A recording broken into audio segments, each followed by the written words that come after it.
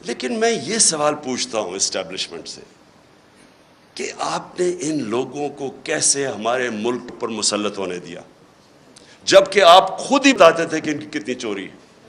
اس کا تو یہ مطلب چوری آپ کے لیے بری چیز نہیں ہے.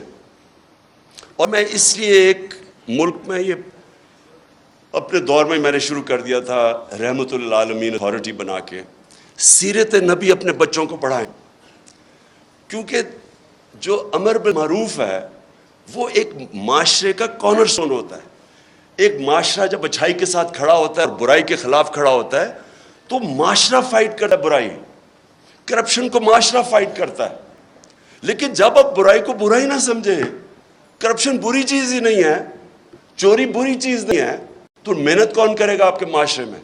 اگر آپ نے معاشرہ اپنا تباہ کرنا ہے، آپ کو کوئی ایٹم بم پھینکنے کی ضرورت نہیں ہے، صرف اخلاقیات ختم کر دیں، اچھے برے کی تمیز ختم کر دیں.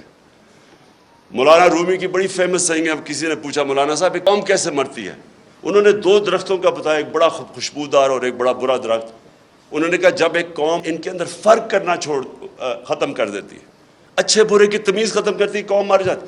اس لیے ہی جو مدینہ کی ریاست تھی وہ امر بالمعروف پہ کھڑی ہوئی تھی. سارے معاشرے کو حکم کیا گیا تھا کہ آپ نے برائی کے خلاف کھڑے ہونا ہے. اب میں نے انگلینڈ کے اندر یہ دیکھا ہے